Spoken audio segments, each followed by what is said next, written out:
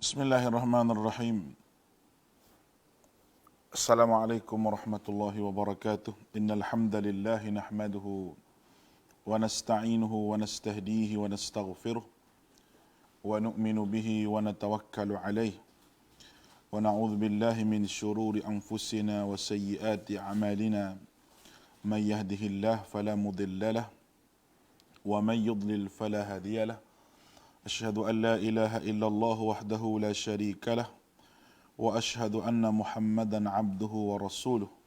Allahumma salli ala Muhammad wa ala alihi wa ashabihi wa man tabi'ahum bi ihsanin ila yaumiddin.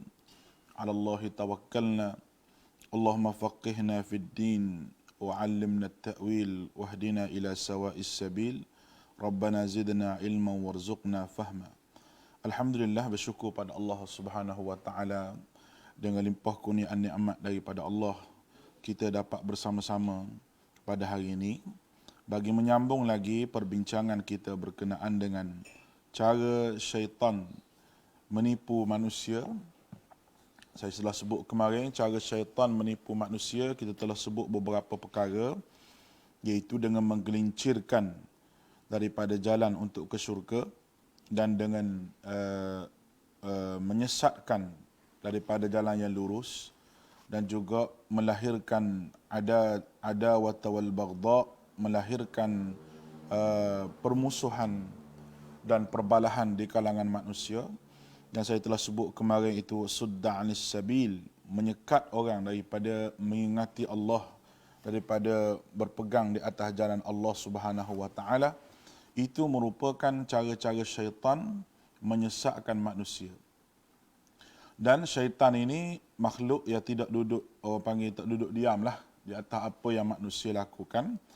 Dia tidak boleh manusia itu menjadi baik, dan dia sentiasa ya'idukum, dia sentiasa untuk mengajak manusia ke arah kejahatan. Baik. Pada hari ini kita sambung lagi apa yang kita sebut pada hari ini, iaitu sifat yang kelima yang ada pada syaitan. Yang kelima yang ada pada syaitan iaitu at-takhwifu, menakutkan pengikut-pengikutnya dari mentaati Allah Subhanahu wa taala. Ini salah satu daripada cara syaitan, menakutkan pengikutnya daripada mentaati Allah Azza wa Jalla. Macam mana cara dia buat? Allah Subhanahu wa taala berfirman. Allah Subhanahu wa taala sebut dalam Al-Quran, "Innama dzalikumus syaitanu yukhawwifu awliya'ah fala takhafuna wa khafuni in kuntum mu'minin." Maksudnya, sesungguhnya pembawa berita-berita serangan beberapa rombongan orang kafir ke atas orang mukmin di sepanjang sejarah itulah cara syaitan menakutkan pengikut-pengikutnya dari mentaati Allah. Untuk melawan kekacauan orang kafir harbi yang selaku syaitan manusia, maka janganlah kamu takut kepada para syaitan, sama ada jin ataupun manusia itu, tetapi takutlah kepadaku, ini Allah, jika kamu sekalian benar-benar orang beriman dengan aku. Dalam erti kata yang lain, iaitu syaitan-syaitan palsu daripada syaitan jenis manusia juga menakut-nakutkan hamba Allah dalam mentaati dan mematahkan semangat jihad umat Islam untuk memenangi ke atas syaitan jin dan manusia. Na'udzubillah minasyaitanir rajim. Itu kerja syaitan. Dia sentiasa menakut-nakutkan. Kalau Allah Subhanahu wa taala suruh kita berjihad di jalan Allah, kerja syaitan ini menakut-nakutkan manusia supaya manusia itu takut pada mati. Sebagaimana syaitan telah pun mengirimkan kepada wakil dia daripada golongan manusia, itu orang munafik. Munafik. Allah Ta'ala sebut munafik ni, wa idza khalau ila syayatinihim, apabila mereka balik kepada syaitan-syaitan mereka. Allah Ta'ala sendiri menyebut perkataan syaitan kepada golongan munafik ini. Apabila mereka balik kepada syaitan-syaitan mereka, bermakna mereka balik kepada ketua mereka sendiri. Bila mereka balik kepada ketua mereka, dia kata, inni ma'ak, aku bersama dengan kamu. Maknanya orang munafik ini dia adalah merupakan wakil kepada syaitan. Syaitan yang sebut kepada dia. Syaitan yang ajar dia supaya dia menjadi seorang yang penakut di dalam berjihad. Orang yang beriman kepada Allah Azza wa Jalla, dia tidak akan sekali-kali penakut, sifat penakut dalam menegakkan agama Allah. Itu cara syaitan menakutkan kita. Dia bukan buat kita takut pada Allah, tapi dia buat kita takut kepada dia. Dia takut kepada arhan Allah Subhanahu wa taala, ya Allah Subhanahu wa taala suruh kita. Dia sentiasa mukhalafah min amrillah. Dia sentiasa bersalahan, berselisih dengan apa yang disuruh oleh Allah Subhanahu wa taala. Dia adakah perasaan takut dalam jiwa manusia itu supaya manusia hidup dalam keadaan tidak tenang. Hilangnya sifat tawakal dalam diri. Hilangnya sifat bergantung harap kepada Allah Azza wa Jalla. Itu cara syaitan. Yang saya sebut tadi, iaitu Allah Ta'ala berkata dalam Al-Quran, berfirman, فَلَا تَخَافُهُمْ. Jangan kamu takut pada mereka. Takut hanya pada Allah. Sebarang musibah, sebarang apa sahaja yang Allah Subhanahu wa Ta'ala bagi kepada kita, kita hanya takut kepada Allah Azza wa Jalla. Dan kita tidak takut kepada syaitan ini. Baik, yang keenam, syaitan taznin. At-taznin iaitu menghias amal-amal yang jahat supaya dinampakkan amal itu baik. Allah Subhanahu wa taala berfirman, "Wa zayyana lahumus syaitanu ma kanu ya'malun." Suratul An'am ayat 43. Maksudnya, dan syaitan pun menghiasi apa-apa amal jahat yang dilakukan oleh para pendusta akan ajaran rasul-rasul mereka sehingga amalan yang jahat itu dinampakkan baik. Dan betul, sebaliknya dinampakkan kebenaran itu sebagai kebatilan. Baik. Kalau kita tengok di sini, usaha syaitan ini terhadap pegangan karuk-maruk dan amal-amal yang batil anak cucu Adam, merosakkan asal fitrah manusia itu sendiri umumnya, dan syaitan telah pun menghias benda tu walaupun benda tu lari daripada Al-Quran dan Sunnah Nabi. Lalu apa yang terjadi pada mereka? Mereka berbalik kepada kejahatan. Wali'azubillahi min zalik. Dan Allah Ta'ala sebut lagi, وَزَيَّنَ لَهُمُ الشَّيْطَانُ أَعْمَالَهُمْ فَصُدَّ عَنِ السَّبِيلِ فَهُمْ لَا يَهْتَدُونَ. Allah Ta'ala sebut surah An-Naml ayat 24. Dan syaitan itu memperhiaskan amal perbuatan syirik para penyembah matahari supaya nampak benar. Serta ia menghalang mereka daripada jalan yang benar, maka dengan itu mereka tidak mendapatkan petunjuk untuk menerima jalan hidup yang benar daripada Allah yang Maha Pencipta. Maknanya, sebarang benda yang baik daripada sudut pandangan manusia, tetapi benda tersebut tidak disyariatkan oleh Nabi SAW. Itu yang pertama. Yang kedua, benda yang buruk, syaitan hiyah jadi baik. Syaitan hiyah jadi baik. Itu di antara benda yang syaitan buat. Yang pertama saya sebut tadi, benda itu tidak adalah sunnah Nabi SAW. Nabi tidak mengkhabarkan kepada kita apa-apa sahaja amalan yang berbentuk bukan daripada Rasulullah SAW. Nabi tak ada beritahu, tapi kita pandai-pandai buat. Bila kita pandai-pandai buat, bermakna syaitan telah menghiaskan perbuatan kita itu supaya nampak elok, nampak baik. Sedangkan perbuatan tersebut jauh daripada sunnah Nabi SAW. Yang menyebabkan rasa baik itu berada pada hati kita. Lalu susah kita nak buang sebab syaitan telah menghias dia supaya jadi baik. Contoh amalan masyarakat yang ada pada hari ini, dirasakan benda tu benda yang baik, sedangkan benda tu tidak baik. Meraihkan kematian sama ada 3 hari, 7 hari, benda tu benda yang bukan diajar oleh agama kita. Sebenarnya. Benda itu tidak diajar oleh agama kita. Agama tidak pernah menyebut benda-benda yang begitu. Tidak pernah ajar pun. Zaman dulu Nabi berapa ramai hak mati pada zaman Nabi, tetapi tidak ada pun benda-benda yang sedemikian. Lalu ada orang buat, sehingga berhutang nak buat majlis kenduri tahlil. Berhutang. Sebab apa? Sebab malu kepada masyarakat, semua orang buat, kita tak buat benda tersebut. Banyak lagi berlaku dalam masyarakat benda-benda begini. Benda-benda begini. Dan disokong oleh golongan-golongan agama yang juga menjadi wakil kepada syaitan. Golongan-golongan agama yang menjadi wakil kepada syaitan, ataupun boleh saya istilahkan sebagai syaitan bisu. Diam. Apabila benda ini berlaku dalam masyarakat, mungkin dia jaga, takut tak boleh makan, takut tak boleh tu, tak boleh ni, maka jadilah apa yang terjadi pada hari ini. Sedangkan benda itu bukan daripada syariat Nabi SAW. Ramai orang sahabat zaman Nabi dulu hak mati. Zaman tabi'in pun bukan tak ada orang mati, semua ada orang mati. Malahan Nabi ajar kepada kita, daripada sakit lagi kita nak buat macam mana, siapalah sakaratul maut, siapa mati nak buat macam mana. Siapa lepas mati tu nak buat macam mana. Kerana Islam ini sifat dia hidup.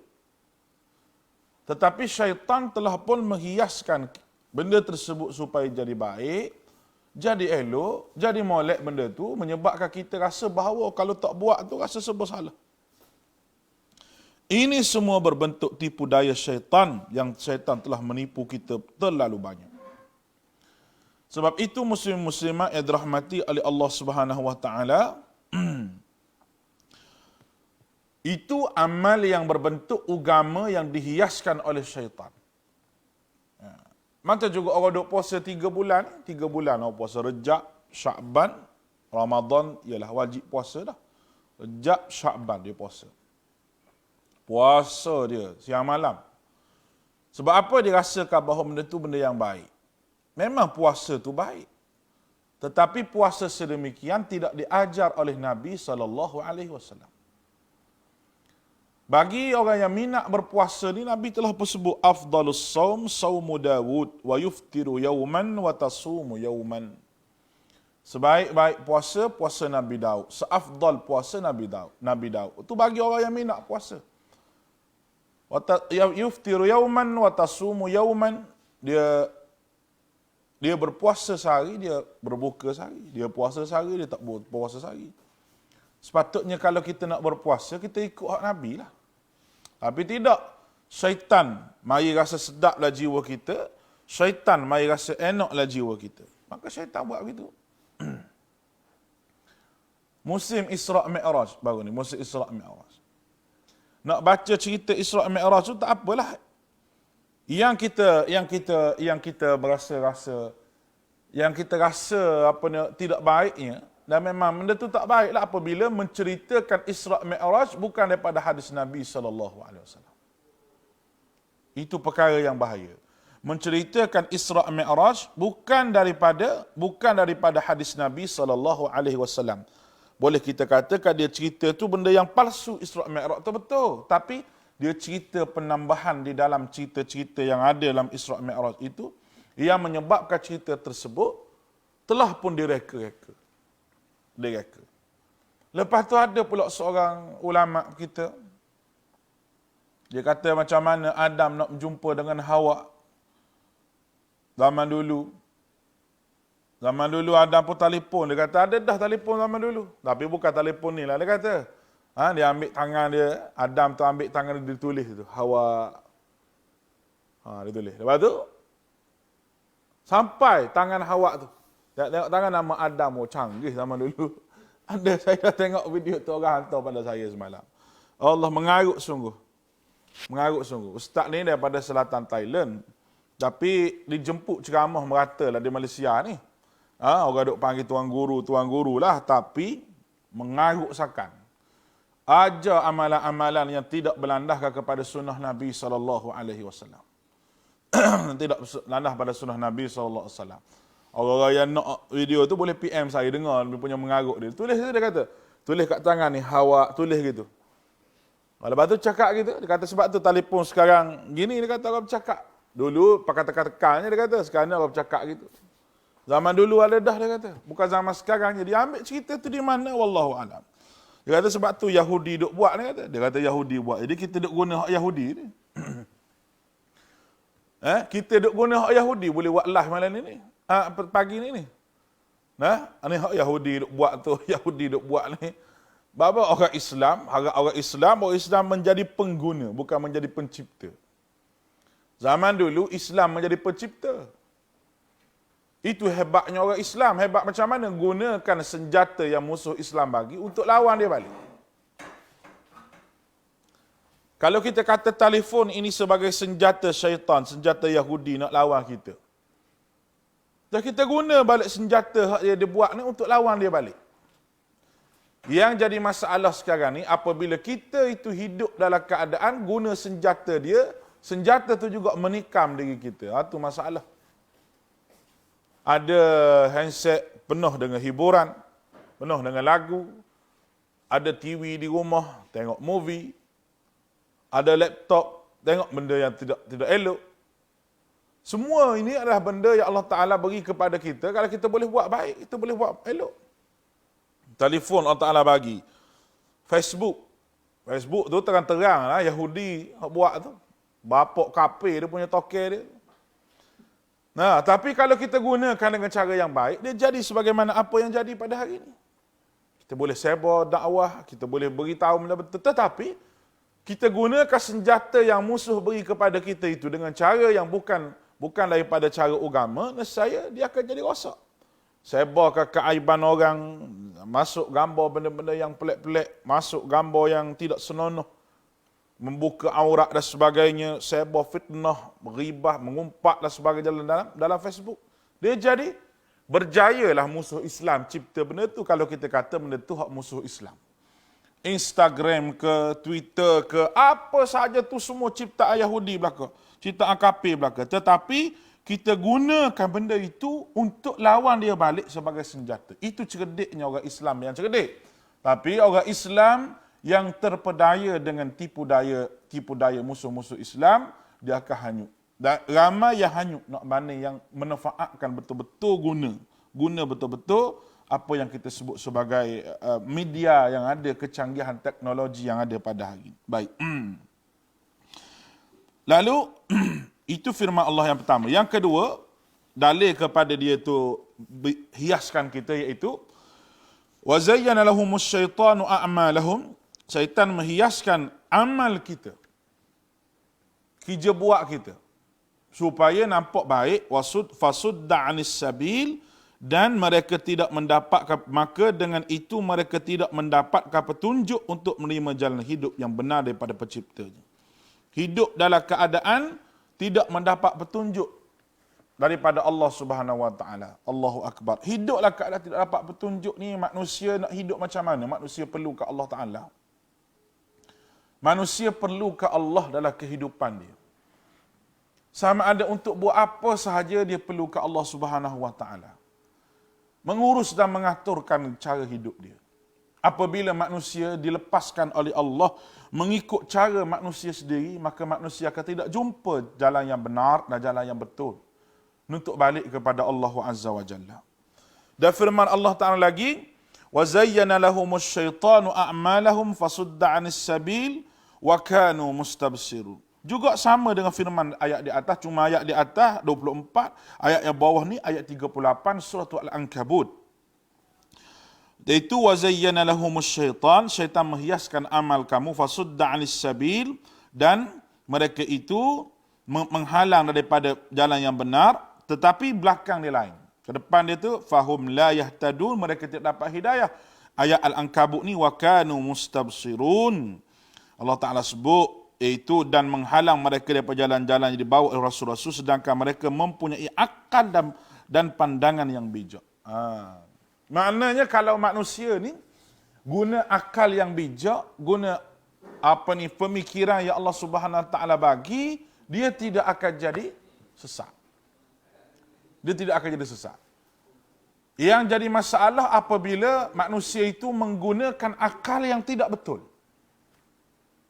Akal yang digunakan dengan tidak betul, tidak bijak. Maknanya orang ikut syaitan ni bodoh lah. Orang ikut syaitan ni bodoh. Kalau orang Perlis dia kata bodoh piang. Dia kata. Betul tak? Bodoh-bodoh sungguh. Orang Kelantan kata bodoh ketua. Orang Kelantan kata. Tu bahasa Kelantan lah tu menguatkan perkataan bodoh tadi. Minta maaf lah saya kata bodoh tu memang bodoh. Sebab Allah Ta'ala sebut dalam ni wa kanu mustabsirun iaitu sedangkan mereka mempunyai akal dan pandangan yang bijak. Baik.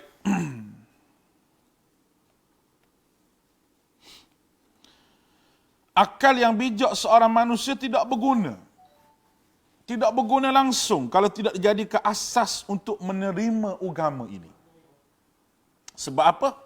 Sebab agama ni agama yang fitrah. Agama ni agama fitrah. Agama fitrah maknanya apa? Agama ni agama yang sesuai dengan kejadian manusia dan kemahuan manusia. Allah Azza wa Jalla tidak pernah sekali-kali menyekat apa yang manusia nak. Apa yang disekat oleh Allah Ta'ala semuanya benda yang tidak baik.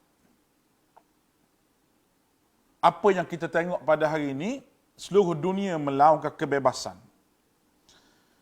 Seolah-olah Islam ini menyekat daripada kebebasan. Seluruh dunia nak bebas pada hari ini. Adanya pertubuhan kebebasan, hak asasi manusia. Yang kita dengar hak asasi manusia. Yang saya selalu telah sebut bahawa hak asasi manusia ni kalau kita tengok, satu agama yang baru zaman sekarang. Agama yang baru. Kalau di barat, mereka serang Kristian. Tak apalah bergaduh sama-sama tak betul tu. Dalam negara agama Islam, dia serang Islam. Tu di antara benda yang dia buat. Serang Kristian, mereka serang Islam. Kononnya mereka nak bebas. Tak mau terikat dengan mana-mana agama, dengan mana-mana hukum. Mana boleh manusia hidup tanpa agama, tanpa hukum. Dunia ni mempunyai tuan dia. Sebagaimana rumah mempunyai tuan dia, orang yang mari di rumah tu tak boleh nak buat apa-apa, tak boleh duduk sini, ruang tamu sini, dapur sini, bilik sini. Dunia ini mempunyai tuan dia, dan tuan dia itu Allah. Allah telah menetapkan untuk menjaga fitrah dan kemahuan manusia dengan agama ini. Allah yang menetapkan kepada manusia, nak jaga manusia, ikut agama ni begini kena buat. Macam mana cara manusia nak jaga agama? Macam mana cara Allah Subhanahu wa taala nak suruh manusia ni jaga agama? Dia kirimkan Nabi SAW dan Nabi-Nabi alaihi wassalati wassalam dan Nabi akhir zaman, Nabi penutup segala Nabi, semua itu mengajak cara macam mana manusia nak urus tarbiyah diri dia. Mengikut kehendak Allah Ta'ala. Tiba-tiba, manusia tidak menggunakan akal sebagai asas untuk menerima hidayah. Tapi dia guna apa? Dia guna hawa nafsu. Kemahuan. Hawa nafsu juga yang diberi oleh Allah Ta'ala kepada binatang yang lain selain daripada makhluk yang bernama manusia ni. Itu lebihnya manusia ni sebab ada akal. Kalau kita hidup dengan ikut hawa nafsu, maka kita dengan binatang-binatang yang ada tu lebih kurang. Sebagaimana lembu nak makan, maka manusia juga nak makan. Cuma lebih manusia boleh fikir nak makan apa. Lembu tak boleh fikir nak makan apa. Sebagaimana beruk nak bini, manusia juga nak bini. Tapi beruk tu dia tak kira bini orang ke bini dia, dia kira jumpa beruk betina, maka jadi bini dia belaka. Maka orang ni kalau tak kira bini dia, tak kenal bini dia dengan bini orang, semua perempuan, maka dia dengan beruk ni lebih kurang. Jadi itu bila manusia menggunakan akal. Itu tujuan akal Allah Ta'ala guna. Dan akal itu dipandu dengan wahyu. Bukan akal yang dipandu oleh hawa nafsu. Oleh hawa nafsu tidak. Sebab tu Allah Ta'ala buat mari Nabi. Nabi sebagai orang yang betul-betul menguruskan akal manusia. Orang tak boleh ikut Nabi bermakna ikut hawa nafsu. Dia ikut siapa lagi? Nabi saya sebut tadi, orang yang Allah Ta'ala kirim menggunakan akal yang betul. Tiba-tiba dia tidak ikut Nabi. Dia bermakna dia tidak menggunakan akal dengan fitrah yang Allah Ta'ala jadikan kepada dia dengan betul. Hal mengurus kehidupan manusia ni, Kehidupan yang duniawi tak payah. Manusia boleh fikir. Zaman dulu orang tak buat rumah zaman sekarang. Zaman dulu nak buat satu bangunan tinggi itu makan masa berapa lama. Tetapi China buat hospital dalam masa berapa hari? 10 hari. 10 hari siap masa kes coronavirus tu. 10 hari siap hospital. Kalau kontraktor di kampung kita 10 hari baru nak pacak besi. Tu baru tak sudah lagi. Nah, dia 10 hari ni, teknologi dia guna, hebat. Tu Allah Ta'ala beri ilham je pada manusia. Tak perlu fikir banyak. Tapi nak menghubungkan diri dengan pencipta. Tu Allah Ta'ala bagi tahu pada Nabi. Nak buat rumah macam mana, nak naik kereta macam mana, nak makan apa, nak pergi makan ikan, nak buat sayur ke, ikan nak buat kerapu ke, ikan nak goreng ke, ikan nak rebus ke. Tu tak payah fikir Nabi, tak payah mari aja nak makan ikan goreng ke makan ikan rebus. Sebab itu fitrah semula jadi manusia cari benda tu. Fitrah semula jadi, manusia akan cari makanan kalau dia lapar. Dan binatang lain pun akan cari makanan kalau dia lapar. Kecil-kecil manusia tak ada fikir nak beristeri, tak ada fikir nak nikah. Kalau kecil lagi, orang tu budak lagi 6 tahun, 7 tahun, dia fikir nak bersikap. Dia fikir nak main game, dia fikir nak buat tu, dia fikir nak buat ni. Tapi bila dia umur 15, 16 tahun, dia mari fikirlah. Cari perempuan, nak ada teman perempuan. Itu fitrah semula jadi. Tapi kalau fitrah tu diikut, dicampur dengan hawa nafsu, orang panggil ittaba'a hawa, ikut kemahuan. Tapi kalau fitrah tu, Allah Ta'ala campurkan apa yang manusia nak dengan agama. Nak cari kerja, halal. Nak pada perempuan, nikah. Itu Allah Ta'ala bagi, izinkan. Bukan Allah Ta'ala buang. Bagaimana agama lain, dia buang. Semua yang benda yang menyalahi fitrah manusia adalah zayyana lahumus syaitan. Dihiaskan oleh syaitan. Baik. Dan Allah Subhanahu wa taala sebut lagi, la uzayyinanna lahum fil ardi la ughwiyannahum ajma'in. Firman Allah dalam suratul Hijr ayat 39. Syaitan iblis berkata, demi sesungguhnya aku akan memperhiaskan segala jenis maksiat kepada mereka, iaitu kepada anak cucu Nabi Adam di dunia, dan aku menyesatkan mereka semuanya. Itu janji syaitan. Dia tetap akan hias kepada manusia benda-benda yang baik. Benda-benda yang jahat nampak jadi baik. Allah, macam orang perempuan pakai tudung lah. Orang perempuan pakai kain tudung. Kalau pakai labuh-labuh, dia pun tengok cermin. Kain tudung labuh tengok cermin.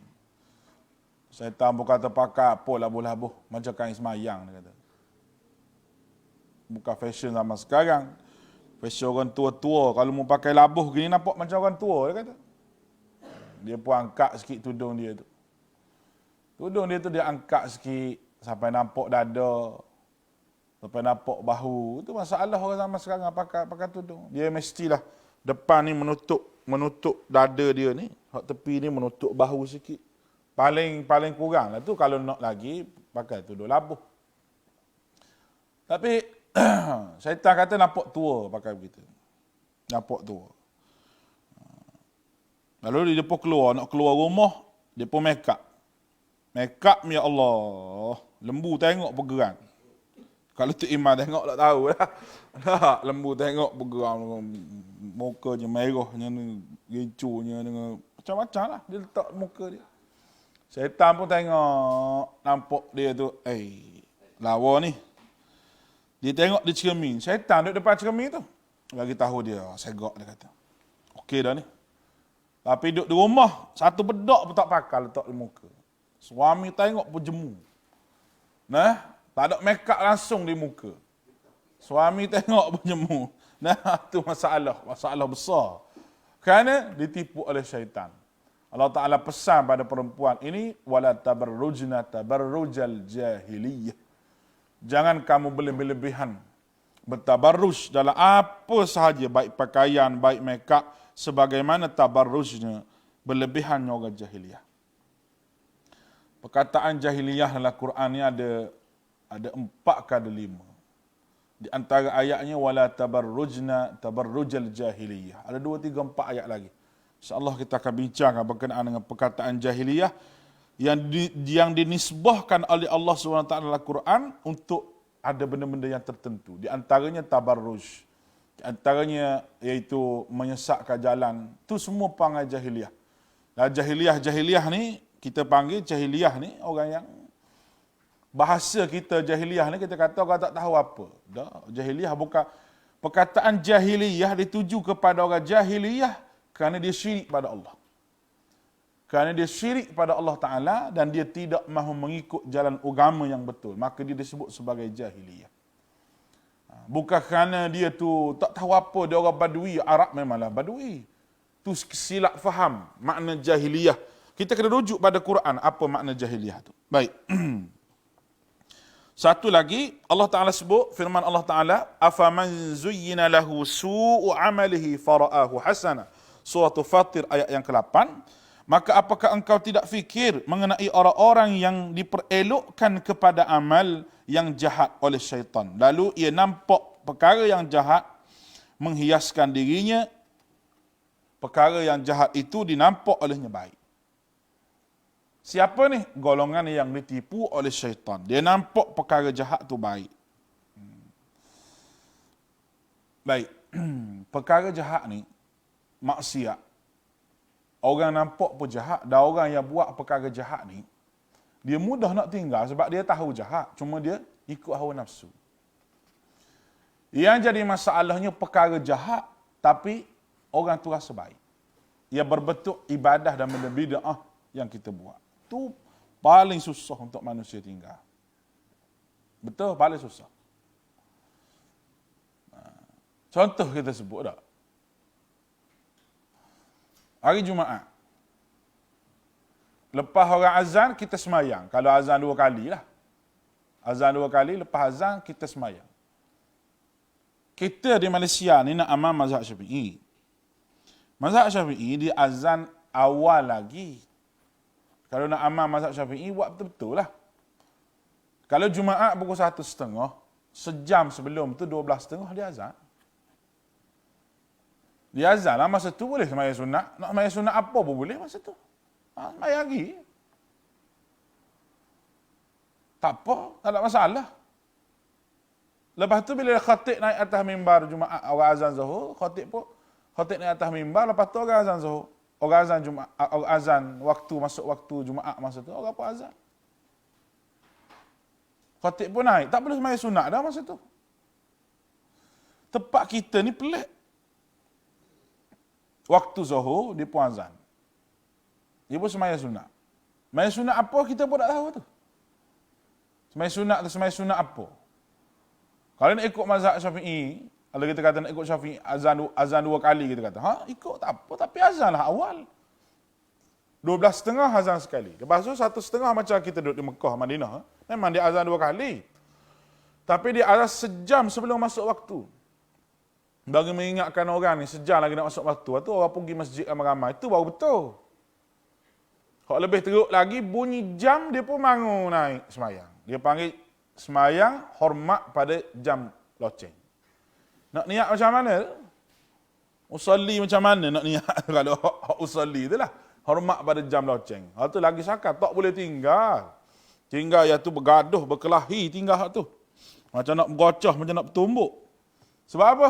Sebab syaitan duk hias jiwa dia. Kata benda tu elok, benda tu cantik, benda tu molek, benda tu agama, sedangkan benda tu bukan daripada agama dia tak pernah diajar oleh Nabi kita Muhammad sallallahu alaihi wasallam. Itu payah nak tinggal tu, payah nak tinggal. Susah nak tinggal. Kita wirid dengan wirid Nabi, Allahumma antas salam wa minkas salam tabarakta ya dzal jalali wal ikram. Allahumma la mani' lima a'taita wa la mu'li lima mana'ta wa la radda lima qadaita.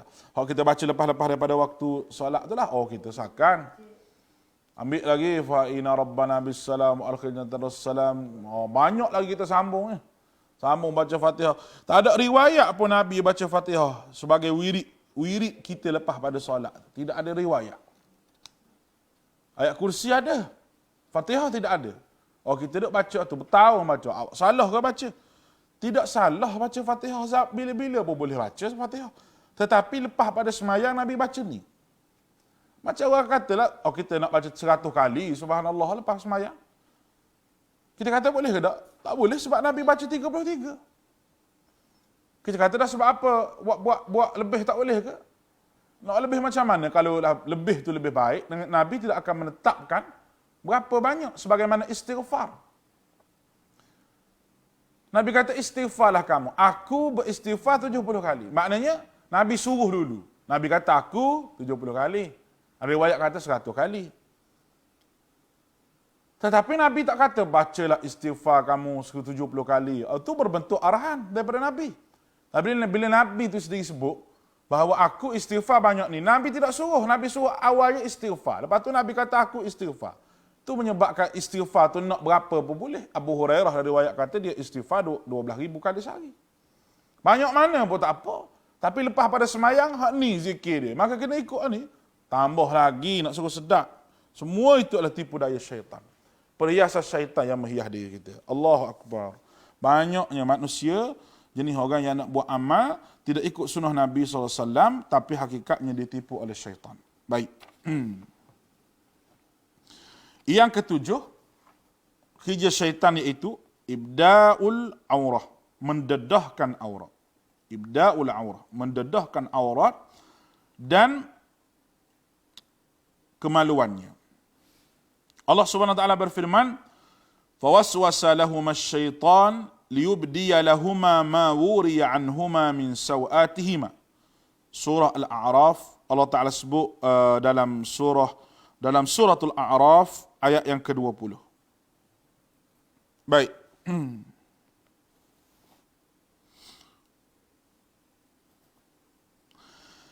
Lalu syaitan iblis membisik-bisik pemikiran jahat kepada kedua Adam dan Hawa supaya terbuka aurat dan kemaluan keduanya yang tertutup itu. Ini Allah Ta'ala sebut betul-betul. Syaitan maknanya dia cuba untuk menjatuhkan maruah manusia. Buka aurat. Buka aurat. Dedahkan aurat. Dan Allah Subhanahu Wa Taala nak beritahu bahawa bila Adam itu makan pokok saya sebut kuliah-kuliah kita yang lepas tu, Allah Ta'ala buka. Maknanya terdedah segala keaiban dia. Hilang segala nilai manusia tu bila manusia buat dosa. Itu sebenarnya. Sebab lembu ke, kita sebut tadi lembu, kambing, kerbau, ayam, itik, beruk, apa semua tu, barang-barang hak tak pakai baju belaka tu. Tak pakai baju. Dia apa tak pakai baju? Dia tak ada rasa malu apa sebab dia binatang. Tapi kita ni pakai baju. Kita ni pakai baju. Kita tutup aurat kita.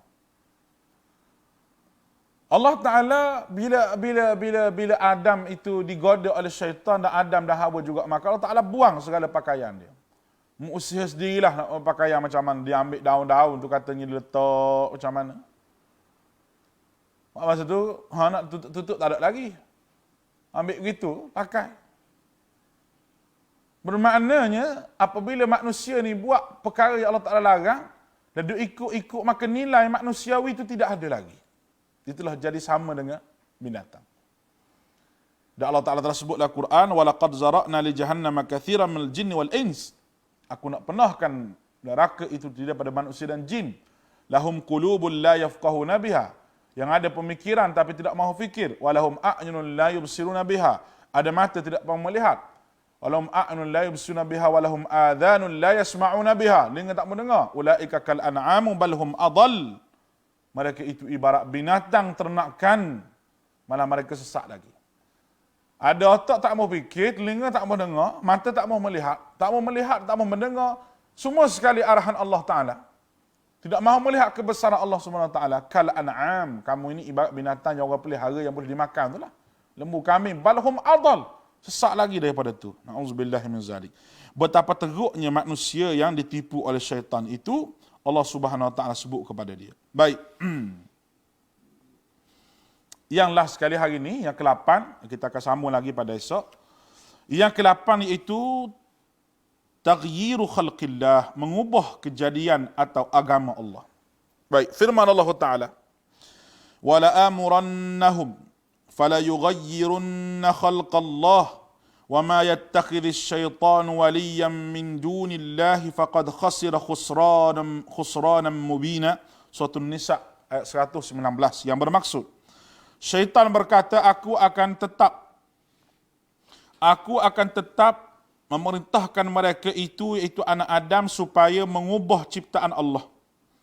Maka dengan mereka mengubah kejadian Allah dari agama Allah itu yang sebenar kepada agama yang palsu, itu benda-benda yang bid'ah, dari kejadian Allah yang asal kepada kejadian diubah-ubah, itu menyembah berhala dan mengatakan Allah seperti lelaki menjadi perempuan, dan sebaliknya juga menyambung rambut asli dengan rambut tiruan, ataupun melukiskan